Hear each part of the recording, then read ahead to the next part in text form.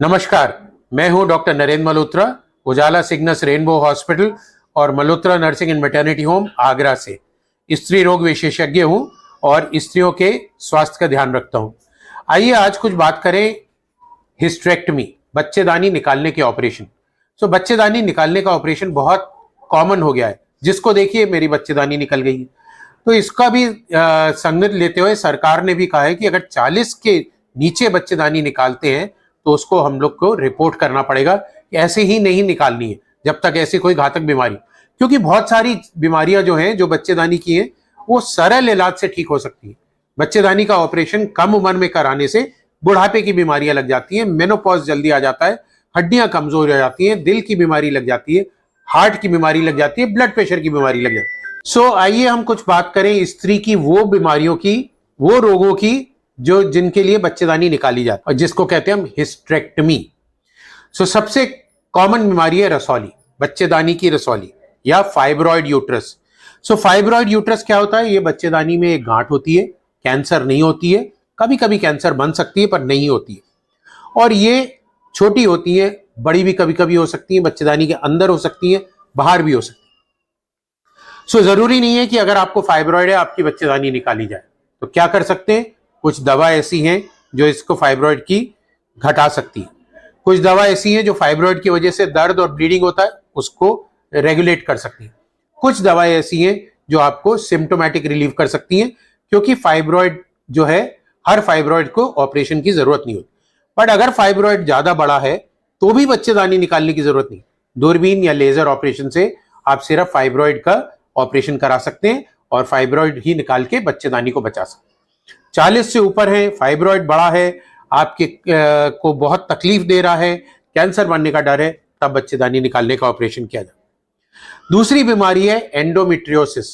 Endometriosis वो बीमारी होती है जिसमें महिला का माहवारी का खून नलों द्वारा उल्टा पेट में जाता है। ये सभी महिलाओं के जाता है पर सभी को एंडोमेट्रियोसिस नहीं होता। 25% महिलाओं को एंडोमेट्रियोसिस होता है। और ये क्यों होता है? जिनकी इम्यूनिटी कमजोर हो, जो बहुत स्ट्रेस में जीती हो, जो बिल्कुल ऐसी भागदौड़ वाली जिंदगी जी रही हो, स्ट्रेस रिलैक्स नहीं हो, तो उनको एंडोमेट्रियोसिस ज्यादा होता है। ये खून उल्टा जाके क्या होता है? ओवरी पे जम जाता है, गांठें बन जाती हैं, ओवेरियन सिस्ट बन जाती है, एंडोमेट्रियोमा बन जाता है, डीप इन्फिल्ट्रेटिंग एंडोमेट्रियोसिस हो जाता है, आंतों में जम जाता है, संभोग करने में दर्द होता है, ब्लीडिंग ज्यादा होती है, हर बार पीरियड में इतना पेन होता है कि वो महिला स्कूल या इसके लिए भी हर टाइम बच्चेदानी निकालने का ऑपरेशन की जरूरत नहीं है। सरल दवाएं हैं, आज हैं, गर्भ निरोधक गोलियों से आराम मिल सकता है, दर्द वाली गोलियों से आराम मिल सकता है, कुछ हार्मोनल दवाई आई हैं उनसे आराम मिल सकता है, प्रोजेस्टेरोन हार्मोन और उसके डेरिवेटिव्स हैं उनसे आराम मिल सकता है। और फिर भी नहीं हो रहा हो तो दूरबीन ऑपरेशन से सिर्फ ये गांठ साफ करी जा सकती है। जहां जहां एंडोमेट्रियोसिस हो उसको लेजर से जलाया जा सकता है और आपको बीमारी ठीक हो सकती है बिना बड़ा ऑपरेशन कराए। तीसरी बीमारी है एडिनोमाइसिस। एडिनोमाइसिस में जो माहवारी का खून है बच्चेदानी में बाहर आने की जगह बच्चेदानी के अंदर ही जम जाता है। रसौली जैसा बन जाता है, यूट्रस बड़ा हो जाता है, बहुत दर्द करता है, ब्लीडिंग ज्यादा होती है। इसके लिए भी आपको जो एंडोमेट्रियोसिस की दवाएं वो काम करती हैं। अगर 40 के बाद हो रहा है और बहुत तकलीफ कर रहा है तभी ऑपरेशन बड़े की जरूरत है, नहीं तो छोटी छोटी दवाओं से और छोटे इलाज से ये बीमारी भी ठीक हो सकती है।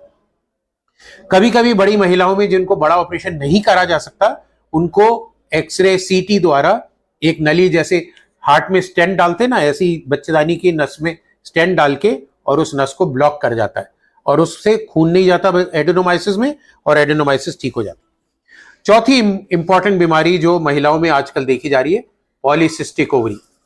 पॉलीसिस्टिक ओवरी क्या है? ये रसौली नहीं है, सिस्ट का नाम होता है रसौली।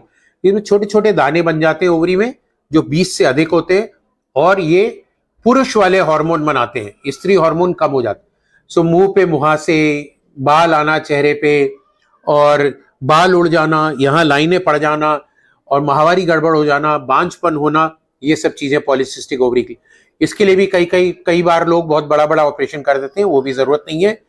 लाइफस्टाइल बदलिए, खान पीन बदलिए, रेगुलर एक्सरसाइज करिए, वजन पे नियंत्रण करिए, कार्बोहाइड्रेट डाइट कम खाइए, ओरल कॉन्ट्रासेप्टिव पिल्स इसका बहुत एक छोटा और अच्छा इलाज है।